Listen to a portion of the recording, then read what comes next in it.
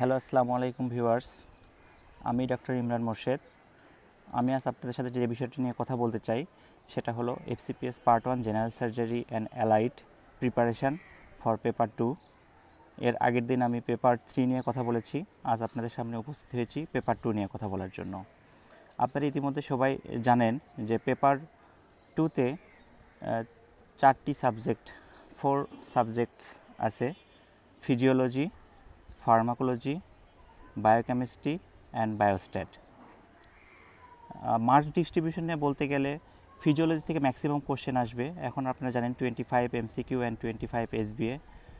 তার মধ্যে 15টা SBA এবং 15টা MCQ আসবে ফিজিওলজি থেকে। বাকি 10টা কোশ্চেন অর্থাৎ 3টি করে MCQ এবং 3টি করে SBA মোস্ট প্রবাবলি আপনারা পাবেন ফার্মাকোলজি, বায়োকেমিস্ট্রি এবং বায়োস্ট্যাট থেকে। তো যাই হোক, ফিজিওলজি নিয়ে আমি পরে কথা বলছি আপনাদের সাথে। এর আগে আমি কথা বলতে চাই ফার্মাকোলজি, বায়োকেমিস্ট্রি এবং বায়োস্ট্যাট নিয়ে। অনেকে যে ভুলটি করেন, এই সাবজেক্ট তিনটিকে আপনারা অবহেলা করেন যেহেতু নাম্বার কম আসে। বাট আমি মনে করি পেপার 2 পাস করার জন্য ফার্মাকোলজি, বায়োকেমিস্ট্রি অ্যান্ড বায়োস্ট্যাট আপনার বিশাল ভূমিকা রাখবে, আপনাকে অনেক বেশি এগিয়ে রাখবে আপনার প্রিপারেশন যদি ভালো থাকে। তো যাই হোক, আমি ফার্মাকোলজি দিয়ে শুরু করছি। ফার্মাকোলজিতে আমি আগেই বললাম অন অ্যান এভারেজ আপনারা 3 থেকে 4টি MCQ এবং 3 থেকে 4টি SBA পেতে পারেন। তো কীভাবে পড়বেন? ফার্মাকোলজির একটা বিশাল একটা ভাস্ট একটা চ্যাপ্টার, ভাস্ট একটা টপিকস। আসলে জেনারেল সার্জারি তে পার্ট 1-এ চান্স পাওয়ার জন্য আপনাদের ফার্মাকোলজি খুব বেশি পড়ার দরকার নেই। আপনাকে যে বিষয়টুকু পড়তে হবে সেটা হচ্ছে pharmacology related to surgery. It is very much important to know, because আপনারা সব পড়ে প্রিপারেশান নিয়ে পরীক্ষা দিতে পারবেন না। তাই আমি টপিকসগুলো বলে দিচ্ছি, যে টপিকসগুলো আপনারা অবশ্যই দেখে যাবেন পরীক্ষার আগে বা পড়ে যাবেন। Antibiotics, it's a very important topics. প্রত্যেকটা অ্যান্টিবায়োটিকের আপনারা ক্লাসিফিকেশান পড়বেন সাইট অফ অ্যাকশন অনুযায়ী। দেন কোনটা bacteriostatic, bactericidal, then side effects of the antibiotics. এই প্রসঙ্গে বলতে চাই অ্যান্টিবায়োটিক্স নিয়ে বেলিয়ান লাবে ইনফেকশান চ্যাপ্টারে যে কথাগুলো আছে সেগুলো অবশ্যই দেখে যাবেন। দেন অ্যানালজেসিক্স খুবই গুরুত্বপূর্ণ একটা চ্যাপ্টার। আপনার ইন্ট্রাঅপারেটিভ পিরিয়ড থেকে শুরু করে পোস্ট অপারেটিভ পিরিয়ডে অ্যানালজেসিক্স নিয়ে খুব বেশি কথা হয়। তাই আপনারা অবশ্যই অ্যানালজেসিক খুব ভালো মতো পড়বেন। এটা ভীষণ ফার্মাকোলজি থেকে পড়তে পারেন, দেখতে পারেন, এবং বেলিয়ান লাব থেকেও আপনারা দেখবেন পেইন ম্যানেজমেন্ট চ্যাপ্টার থেকে। Then anaesthetics is a very important part in surgery. So আপনাদের অ্যানাস্থেটিক খুব ভালো মতোই পড়তে হবে। এটা ভীষণ ফার্মাকোলজি থেকে পড়বেন এবং সাথে বেলিয়ান লাবের যে অ্যানাস্থেটিক অংশটুকু আছে সেটুকু অবশ্যই দেখবেন। লোকাল অ্যানাস্থেটিক থেকে আপনার ইনহেলেশন অ্যানাস্থেটিক্স যা আছে সবগুলোই দেখতে হবে। দেন আয়নোট্রপস, ইমিউনোসাপ্রেসিভ এজেন্ট এবং অ্যান্টি হাইপারটেনসিভ, এগুলো খুব ভালো মতো দেখে যাবেন, because this are very much related to surgery. এখন আপনাদের কোশ্চেন করতে পারেন অ্যান্টি হাইপারটেনসিভ থেকে কি রেগুলার কোশ্চেনগুলো আসবে? না, রিলেটেড টু সার্জারি যেগুলো সেগুলোই আসবে। ধরেন আপনার একটা পেশেন্ট ফিওকোমোসাইটোমার অ্যাড্রেনাল অ্যাডেনোমা নিয়ে প্রেজেন্ট করছে, আপনাকে প্রি অপারেটিভ পিরিয়ডে তাকে বিপি কন্ট্রোল করতে হবে। Which anti hypertensive you'll choose? SBAতে এরকম ধরনের কোশ্চেন আসতে পারে। তারপরে থাইরোটক্সিকোসিসে আপনার পেশেন্টটা হাইপারটেনসিভ, তাকে প্রিপেয়ার করতে হবে pre operative. Which anti hypertensive you'll choose? SBAতে আসতে পারে।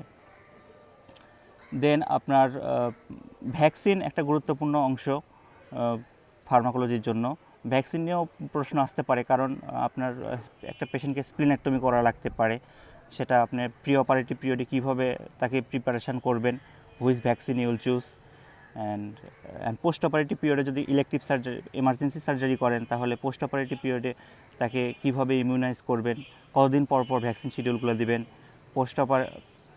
দেন আপনার এই বিষয়গুলো খুবই ইম্পর্টেন্ট। পোস্ট স্প্লিনেক্টমি যে কমপ্লিকেশান হয়, এই বিষয়গুলো জানা দরকার এর সাথে সাথে রিলেটেড। সো এই বিষয়গুলো আপনারা অবশ্যই দেখে যাবেন, যেগুলো বললেন, যে টপিকসগুলো বললাম। রেগুলার পড়লে হবে না, এইভাবে আপনাকে কোরিলেট করে পড়তে হবে। দেন আমি আসি বায়োকেমিস্ট্রি থেকে আগেও বললাম যেভাবে, যে 3 থেকে 4টি আপনার MCQ এবং 3 থেকে 4টি আপনার SBA আসবে পরীক্ষায় মোস্ট প্রবাবলি। এবং বায়োকেমিস্ট্রির ক্ষেত্রেও বায়োকেমিস্ট্রির টপিক্সটাও ভাস্ট। সো আমি আপনাদের রিকোয়েস্ট করব বায়োকেমিস্ট্রি রিলেটেড টু সার্জারি এই বিষয়গুলো আপনারা একটু কোরিলেট করে পড়বেন। যেমন আমি আপনাদেরকে একটু ধরিয়ে দিচ্ছি বিষয়গুলো, যেমন ফ্লুইড অ্যান্ড নিউট্রিশন চ্যাপ্টার নামে ব্রিলিয়ান ল্যাবে একটা চ্যাপ্টার আছে, সেটা অবশ্যই আপনারা দেখে যাবেন। সেই চ্যাপ্টারটা খুব ভালো মতো TPN, PPN, energy source, metabolic response to starvation, metabolic response to trauma, এই বিষয়গুলো অবশ্যই বায়োকেমিস্ট্রি থেকে আপনারা ব্রিলিয়ান ল্যাব থেকে দেখবেন।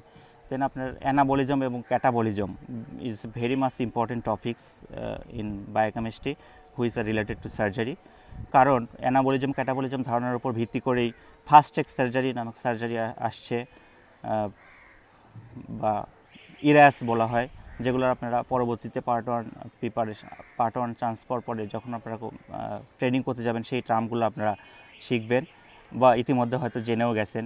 এই সার্জারিগুলো ইরাস বা ফাস্ট ট্র্যাক সার্জারি চলে আসছে অ্যানাবলিজম ক্যাটাবলিজম ধারণার উপর ভিত্তি করে। সো এই বিষয়গুলো আপনাদের সম্যক ধারণা থাকতে হবে। দেন আপনাদের ভিটামিন, মিনারেলস, নিউট্রিশন চ্যাপ্টারটা খুব ভালো মতো দেখবেন, very much important. Carbohydrate, protein, fat মেটাবলিজমের মেইন ইস্যুগুলো দেখবেন।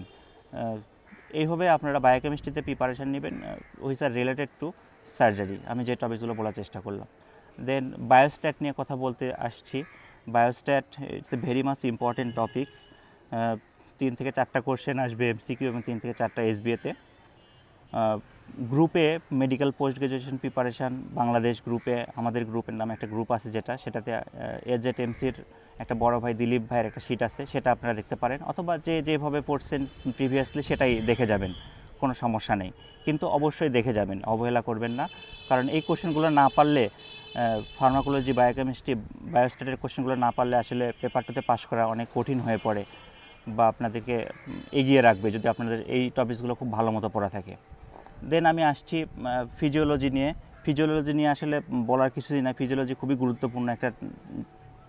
গুরুত্বপূর্ণ একটা part for paper 2 preparation.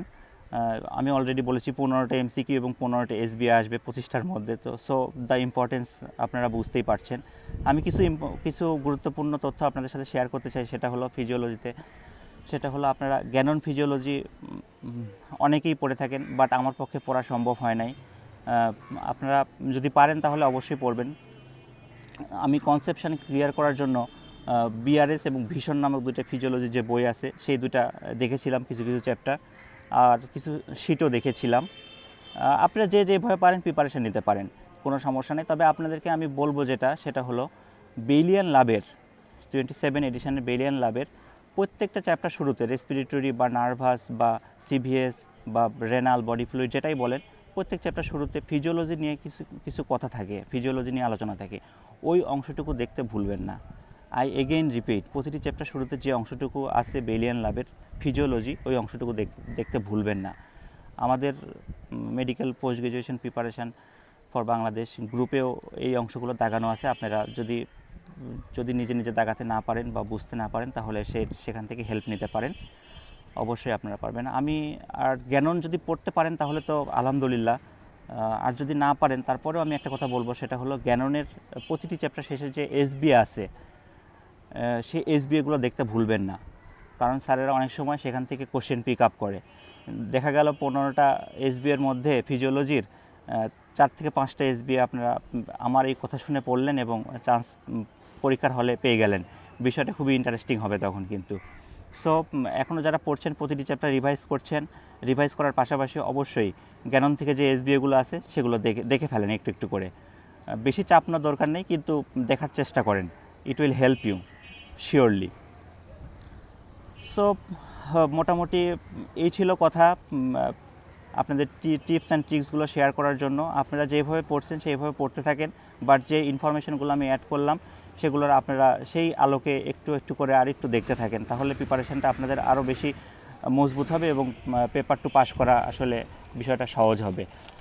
R thanks for watching the video, thanks for subscribing my channel, and those who have not subscribed yet, I am requesting, please subscribe the channel. It's a new channel.